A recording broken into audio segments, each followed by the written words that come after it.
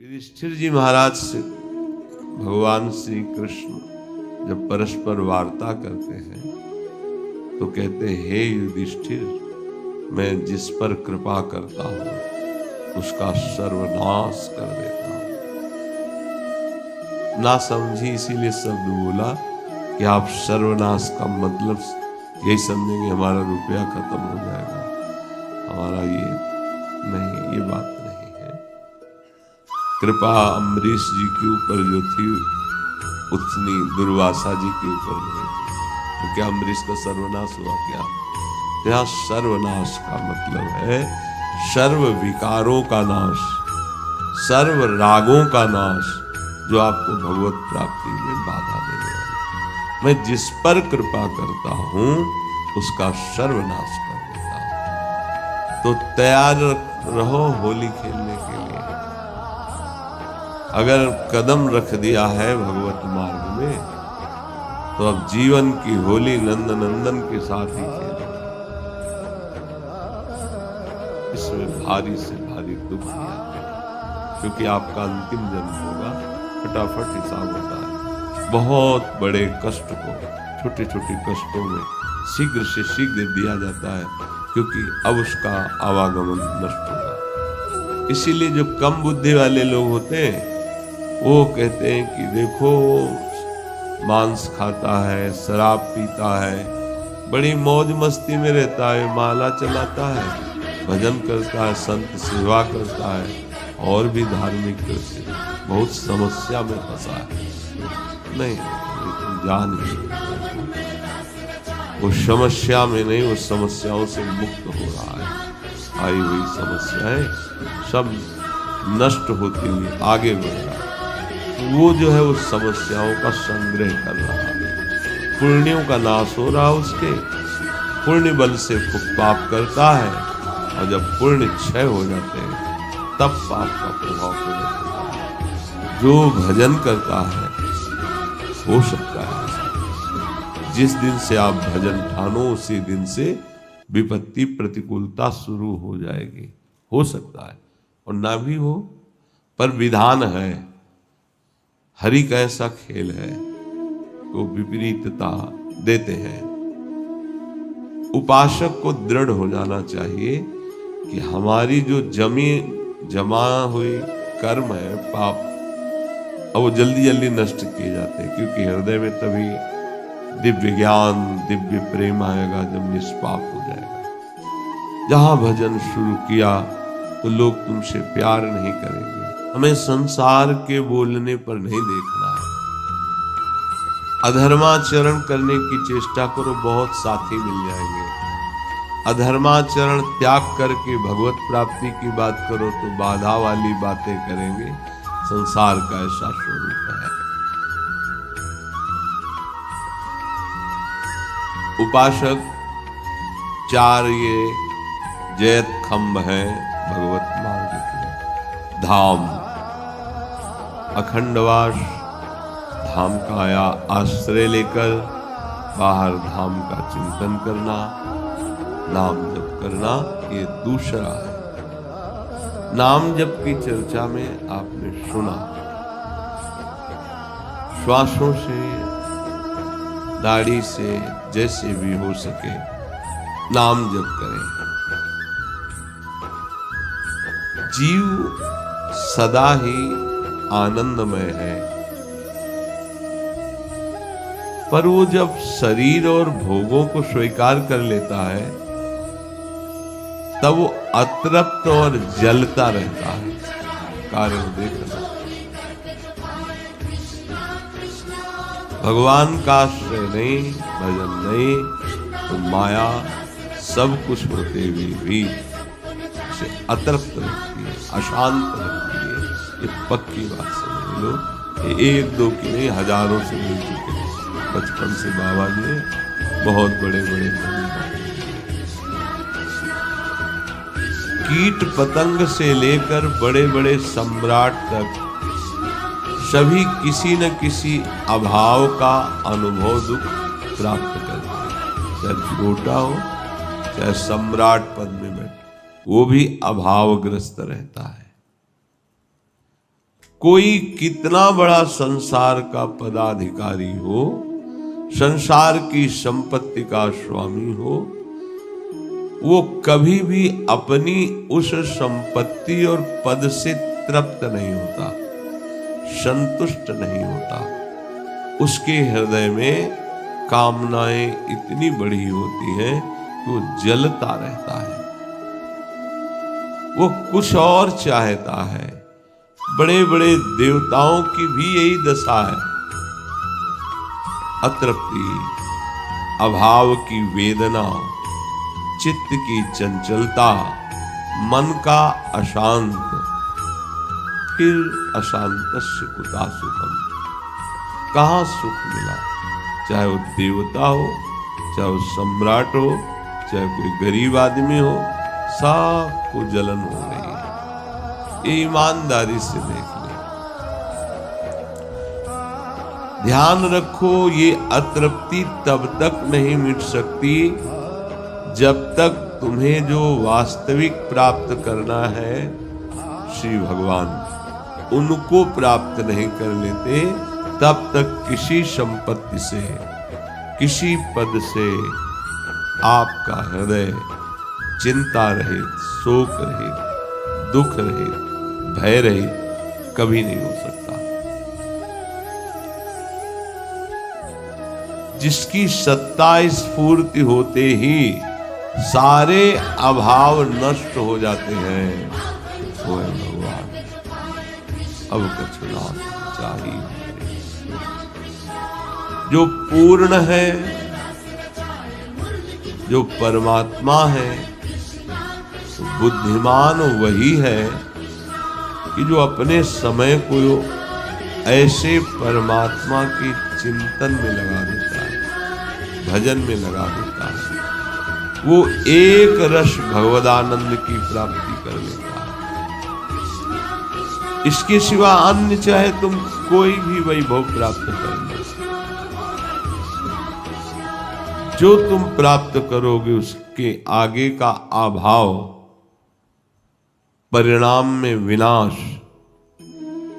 और लोक भय, असंतोष, ये बना ही रहेगा, कोई भी हो, कहीं का भी हो। तुम्हारे जीवन की यात्रा विनाश की तरफ चल रही है। ऐसी विनाशशील अपूर्ण वस्तुओं से तुम अपने जीवन को सुखी बनाना, शांत बनाना, पूर्ण काम बनाना चाहते हो, नहीं हो सकता। इसीलिए नित्य सब अतृप्त रहते हैं, अशांत रहते हैं, दुखी रहते हैं। जहां भोग मनमानी मिले तो क्षणिक सुख लगता है, फिर पश्चाताप, जलन, भय ये सताने लगता है। वो संसार की वस्तुओं को यह नहीं जानता कि हमारे समय को नष्ट करने वाली बड़ी सुखद लगती है। इच्छा अभाव रहित हृदय में बढ़ती रहती है। इतना होने पर भी कभी कभी किसी को जब सत्संग मिल जाता है तो भूल मिटने लगती है। ये भूल बहुत जोर की है। रावण को यही तो भूल थी। जिधर देखो एक से सुभट बलवान अनुगामी थे, देवांतक, नरांतक, मेघनाथ, कुंभकर्ण के साथ भूल मिट गई जब सर्वनाश। परिवार का बल, धन का बल, भोगों का संग्रह, बड़े होने का अभिमान, ये बहुत दुर्गति कराता है। कभी कभी किसी भाग्यशाली को सत्संग प्राप्त हो। तभी कहा गया है, संत समागम हरि कथा तुलसी दुर्लभ दोए। ये दुर्लभ बात कभी कभी मिल जाती है। वो सत्संगी नहीं, कोई मित्र है तो बोले आओ आज चलते हैं वृंदावन सत्संग सुनते हैं, वो उसके मित्रता के प्रभाव से आया। तो जे भी सत्संग सुना, थोड़े समय में उसकी नीचता जाने लगती है। अगर वो सत्संग को प्रतिपल मनन करने लगे, आचरण में उतारने लगे, तो जैसे नचिकेता जी, प्रहलाद जी, इनको कोई भय या प्रलोभन परास्त नहीं कर पाया। जब नचिकेता जी किशोर अवस्था के ही थे तो उनके उत्सव के लिए उनके पिता ने कुछ गौएं ब्राह्मणों को दान की। वो गौएं ऐसी बहुत क्षीण काय थी, और अच्छी अच्छी गौएं अपने लिए गौशाला में। तो सब ब्राह्मणों के सामने नचिकेता ने कहा, पिताजी इसे उत्तम दान नहीं कहते, आपने अपने लिए तो बहुत दुग्ध वाली और स्वस्थ गौएं रख ली, और ब्राह्मणों को आप ऐसी गौएं दान करते हो जो दूध देने में समर्थ नहीं, जो गर्भ धारण करने में समर्थ नहीं, शरीर कृश है। ये दान तो नहीं हुआ और ये मुझे अच्छा नहीं लगा। अब आप उत्तर दीजिए, आपने ऐसा क्यों किया? तो बड़ा बुरा लगा ना समाज में ब्राह्मणों के सामने। तो उन्होंने कहा कि हम तुम्हारे प्रेम में बंद करके, पुत्र प्रेम में बंद कर ऐसा किया है। तो गौएं हमारे लिए की है, तो हमारा जीवन किसके लिए? उनको गुस्सा आया, उनका यमराज के लिए। अब वो सिद्ध पुरुष थे उनके पिता, सीधे यमपुरी नचिकेता। यमपुरी में गए तो निरपराध थे ना, तो इनका सम्मान यम की पत्नी ने अतिथि भाव से किया और कहा, इस समय यम यहाँ उपस्थित नहीं है, ब्रह्मलोक गए हैं, जब आ जाएंगे तब आप संभाषण करना।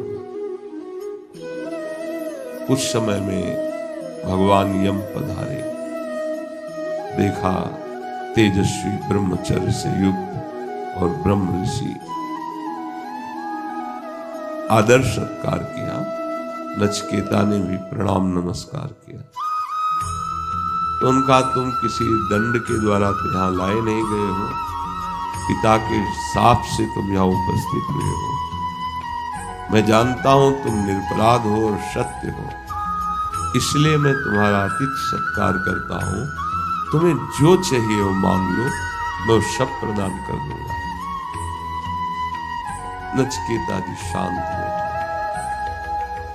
तो उनका, मैं तुम्हें भूमंडल का चक्रवर्ती सम्राट बनाता हूं, बहुत सी सुंदरी स्त्रियां तुम्हारी सेवा में रहेंगी, सारे रत्न वैभव तुम्हारे होंगे, पूरी प्रजा तुम्हारे अधीन होगी, तुम स्वीकार करो।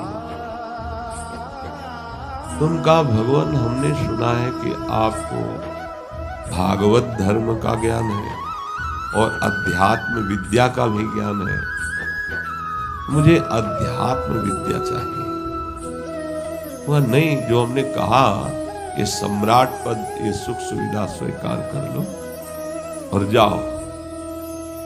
उनका भगवान जवाब देना ही चाहते हैं, तो मुझे अध्यात्म विद्या दीजिए, भागवत धर्म दीजिए। तो उन्होंने कहा, मैं देवराजेंद्र का पद और उनके समान भोग वैभव और जैसा उनका शासन चलता है ऐसा ही तुम्हारा शासन चलेगा। मैं तुम्हें देवराज इंद्रपद त्रिभुवन का पद प्रदान करता हूं। तुम अध्यात्म विद्या के विषय में मत जानो, तुम ये स्वीकार करो और भोगो। अब तो और जिज्ञासा बोले, भगवान मुझे देवराज इंद्र पद नहीं चाहिए, मुझे कोई भोग नहीं चाहिए, मुझे ज्ञान प्रदान करें कि मेरा स्वरूप क्या है, उसका कैसे बोध होता है, आत्मज्ञान।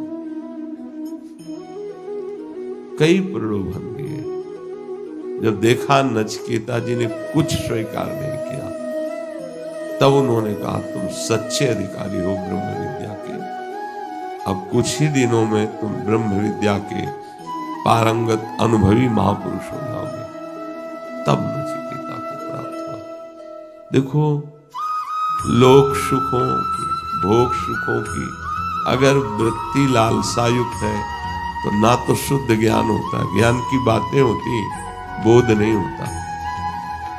परमार्थ की बातें होती, परमार्थ में चलना नहीं होता। ऐसे ही प्रहलाद जी महाराज गोद में दुलार कर रहा है हिरण्याकश्यप, क्या बच्चा तुम्हें प्रिय लगता है? उन्होंने कहा पिताश्री मुझे भगवान श्री हरि प्रिय लगते हैं और 9 प्रकार की भक्ति से उनका जो सेवन किया जाता है वो बहुत प्रिय लगता है। पटक दिया उठा और आदेश कर दिया इन किन प्रकार इसका वध कर दिया जाए। हर उपाय किए, ना प्रहलाद जी डरे, ना भक्ति छोड़ी। भगवान साक्षात नरसिंह के रूप में प्रहलाद जी को हृदय से लगाते हैं, दुलार करते हैं। जगत के समस्त प्राणी जब भगवती मार्ग में चलते हैं, भगवत मार्ग में बहुत ध्यान देने वाले, तो उससे 2 प्रकार के बाधाएं आती। एक तो अगर कमजोर देखा गया तो भारी विषयों का प्रलोभन उसकी मांग से ज्यादा, अब वो उन विषयों को देखकर उनका स्वामी बन करके उन्हीं के भोगने में लग जाता है, मार्ग छूट जाता है। यदि बहुत हिम्मती कमर कस के चल रहा है तो प्रतिकूलता ले जाती है, ये मिलेंगे इस मार्ग। भगवत मार्ग में जो फेंट बांधी जाती है वो मृत्यु की बांधी जाती है। इस खेल में उतरने का मतलब है मैं आज से अपनी मृत्यु को स्वीकार करता हूं। कितना भी कोई कष्ट हो भगवान का भजन नहीं छोड़ूंगा, भगवत मार्ग नहीं छोड़ूंगा, चाहे कदम कदम पे मिटा दिया जाऊं। ऐसा दृढ़ निश्चय चाहिए। ऐसा भक्त तो प्रलोभनों में तो गिरता ही नहीं है। विपत्तियां, विपरीतता, कदम कदम पर दुख, ये पक्का समझ लेना, पक्का। और अगर श्री कृष्ण से प्यार किया, अब मुझे श्री कृष्ण ही चाहिए। मन, बुद्धि, तन, परिवार, प्यार करने वाले सब प्रतिकूल हो जाएंगे।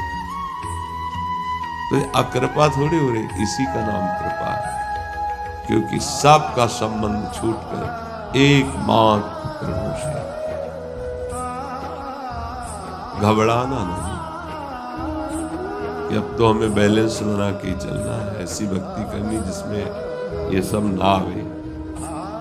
अपार सुख भी रहता है, ये बाहरी बातें रहती है, आंतरिक ऐसा सुख मिलता है हम कैसे, वो शब्द नहीं है।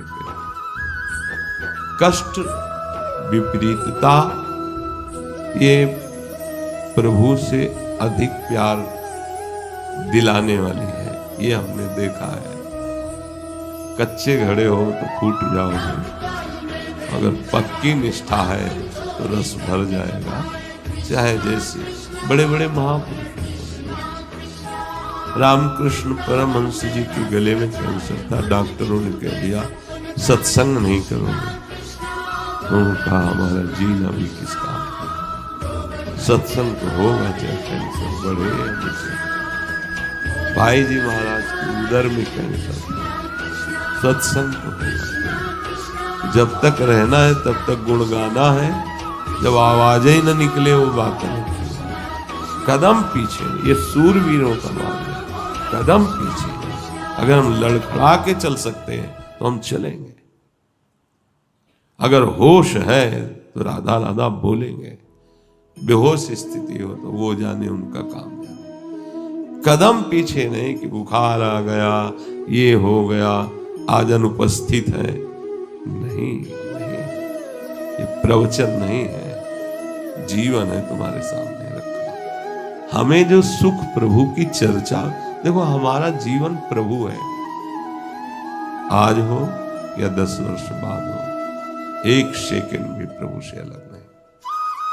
इसीलिए हम अंदर से बहुत आनंदित रहते हैं कि प्रभु ने संभाल दिया है।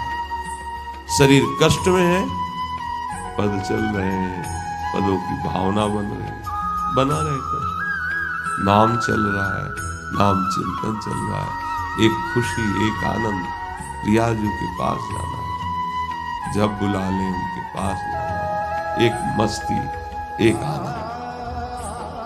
कष्टों को लेकर के पढ़ रहे हो कि हमें जुकाम है, हम सत्संग नहीं जाएंगे, भजन नहीं करेंगे, ठाकुर सेवा नहीं करेंगे, कच्चे गड़े हो, ये जिद्दी स्वभाव होना चाहिए। इसका महत्व मत रखे शरीर का, अरे मुझे तो रोग, कुछ रोग मुझे नहीं, कोई कष्ट मुझे नहीं, शरीर को है तो जितना शरीर राग है उतना ही पीड़ा होगी, नहीं तो नहीं होगी। हम इसके दृष्टा हैं, हम इसको देख रहे हैं क्या बिगड़ रहा है, क्या बन रहा है। हम शरीर नहीं है, हम भोक्ता नहीं है शरीर के। बहुत आनंद, इसलिए कहते बढ़ो अध्यात्म में।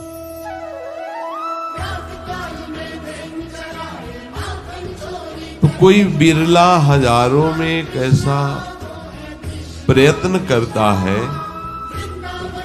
कि वो अपने मन को लक्ष्य में लगा दे। अधिकांश लोग तो जहां इस लक्ष्य पे चलते हैं तो अपने को श्रेष्ठ मानकर दूसरों की निंदा करने लगते हैं और वो भ्रष्ट हो जाते हैं। कुछ लोग ऐसे होते हैं दलबंद बना लेते हैं और दूसरे वैष्णवों का अपमान करने लगते हैं। तो ध्यान देने की बातें हैं। हम श्यामा श्याम के हैं, हम हितजू के हैं। जिस संप्रदाय में झगड़ा हो, जिस संप्रदाय में राग द्वेष हो, जिस संप्रदाय से दूसरों की निंदा की जाती हो, हमारा कोई संबंध नहीं। संपूर्ण विश्व हमारे प्रभु का, और जो गुरुदेव ने हमें नाम मंत्र दिया वही हमारा जीवन। दूसरी हमारे बातें हम चाहते न रखना चाहिए। हमारा मार्ग है जो हमारे हरिवंश महाप्रभु ने दिया है। सर्वान वस्तु तया निरीक्ष परम स्वाराधि बुद्धि। हमारे महाप्रभु ने कहा है जैसी हरिवंश प्रपंच बंच सब एक काल व्याल को खायो, यह जिए जान श्याम श्यामा पद कमल संग। हमारे महाप्रभु ने कहा भावे माई जगत भगत भजनी। आप आचार्य को ना मानो, उनकी बात न मानो और झगड़ा करो तो वो संप्रदाय नहीं। एक दूसरे को नीचा दिखाना बहुत ही निकृष्ट भावना है। तो यहाँ कह रहे कि हजारों में तो कोई एक लक्ष्य पे चलना चाहता है। जब लक्ष्य में चलता है तो वो अपने को सर्वश्रेष्ठ मानकर दूसरों की निंदा करने लगता है। और कुछ तो ऐसे दलबंदी बना लेते हैं और झगड़ा आदि करके, अपमान आदि करके अपने मार्ग से भ्रष्ट हो जाते हैं। ऐसा मत सोचो कि आप अपने आचार्य के यश करके और दूसरे आचार्य की निंदा कर रहे हो तो तुम्हारे आचार्य प्रसन्न हो जाएंगे। नहीं, भूल कर रहे हो। वही तुम्हारे आचार्य हैं और वही जगत में सब आचार्यों के रूप में। कभी आप प्रसन्न नहीं कर पाओगे। अपने साधन पथ को सर्वश्रेष्ठ समझना बुरा नहीं है, पर साधक के लिए तो ये आवश्यक बात है कि दूसरों को हीन समझना, दूसरों को अवहेलना करना आज दुनिया में सबसे ज्यादा परमार्थ की बाधा यही खड़ी हो रही है। बड़े महापुरुष वर्णन अपने मत को सर्वश्रेष्ठ मानकर उसका संसार में प्रचार करने के लिए वो बड़े बड़े अपराध करते हैं। वो महापुरुषों पर दोषारोपण करते हैं, उनकी बातों का खंडन करते हैं, उनसे द्रोह करते हैं तो उनका हृदय भक्ति से नष्ट हो जाता है। कोई भी कृष्ण प्रेमी क्या वृषभानुनंदिनी की आराधना किए बिना कृष्ण को प्रीतम रूप में प्राप्त कर पाया है? आचार्यों को पढ़ना, पढ़ के देखना। राधा कुंड निवासी पूज्य श्री रघुनाथ दास गोस्वामी जी महाराज जगन्नाथपुरी से महाप्रभु के द्वारा प्रेरित होकर राधा कुंड निवास किए। रात दिन रसना उनकी राधा कृष्ण सोवत हो रसना रटे राधा कृष्ण सुनाम। और जब उनकी वाणी पढ़ी तो किंकिरी भाव से श्री जी के पक्ष में होकर लाल कमल हाथ में हो तो भौरा वही मड़वाएगा। श्री कृष्ण प्रेम आसक्त है। लाडली जो प्रेम का मूर्तिमान स्वरूप है। इसलिए उपासक को ऐसे लोगों का संग नहीं करना चाहिए। मांगना मिटा नहीं, द्वेष मिटा नहीं, अभिमान मिटा नहीं और संप्रदायवाद लेकर दूसरे संतों का अपमान करना। हमारे हरि स्वयं श्री राधा सुधानी कालिंदी तटकुंज मंदिर गतो योगेंद्र वद्यत पद ज्योतिर्ध्यान परा सदा जपतियाम प्रेमा राधा जपत हरि विवश तव नाम प्रतिपद विमल मनुष्य तव ध्यान के निमिष नहीं करेगो। लालजू यदि राधा राधा रटते हैं तो लाडली जू भी रट रहे हैं। श्यामेति सुंदर वरेति कोटि कंदन। तो यहां कह रहे हैं कि कोई बिरला ही चलता है, फिर चलने वालों में भी कोई संप्रदायवाद लेकर के झगड़ा झंझट करता है और कोई दलबंदी करके वैष्णवों का अपमान करता है। कोई अपने साधन को बड़ा समझकर दूसरे साधन की निंदा करता है। आज दुनिया में इतना पाखंड फैल रहा है, इतना मत मतांतर फैल रहा है, इतना विवाद फैल रहा है कि चैन से नाम जपने ही नहीं दिया जा रहा। अपने यहां तो जो विठल विठल विठल विठल गाते हैं। कुंज बिहारी श्री हरिदास तो पहले ही बोलते कुंज बिहारी श्री हरिदास। हमें तो बिल्कुल भेद नजर नहीं आता और अब हमें कोई समझा सकता नहीं, क्योंकि भट्ट हो गया है दिमाग बचपन से। जो समझ में आ गया वो किसी के समझाने से हम नहीं समझते और हमारी समझ यहां से यहां तक एक होती है। जो हृदयस्थ गुरुदेव उपदेश करते हैं वही बात समझ। सर्वान वस्तुतया निरीक्ष। कहीं कोई सियाराम बोले, राधे श्याम बोले, कृष्ण कृष्ण बोले, शिव शिव बोले, अरे चरण रज लो, माथे पे लगाओ और प्रार्थना करो कि तुम्हें जैसे भगवान के इस नाम में प्रेम है ऐसे हमें राधा नाम में प्रेम हो। धन्य है आपका जीवन कि आप नाम जापक। ये लड़ाई झगड़ा और ये प्रायः शब्द सुनते होंगे। हम यही कहते कि हम वृंदावन वासी हैं, राधा उपासी हैं, हम तो राधा राधा राधा जपेंगे, ये हमारा प्राण है। पर आपको जो प्रिय लगे, आपको जो गुरुदेव ने दिया हो, आप उसी नाम को जपना। सब नाम भगवान की महिमा, नाम जपने से सब हो जाएगा। इसलिए यहां सावधान किया जाता है, जितने सत्संगी हो किसी की निंदा नहीं करनी, कोई मत मतांतर के झगड़े नहीं करने। श्यामा श्याम हमारे और गुरुदेव हरिवंश चंद्रजू ने उनकी प्रीति का मार्ग दिया। बस कहीं एक शब्द आचार्यवाणी में किसी झगड़े का लिखा हो तो हमें बताना। प्रीति की बात तो हमें प्रीति की बात पकड़नी, बस एकमात्र श्री जी की प्राप्ति, उसके लिए कोई व्यवहार नहीं, कोई गुंजाइश नहीं, किसी भी तरह का बाधा रुकावट हृदय बर्दाश्त न करे। केवल एकमात्र लाडली का भरोसा।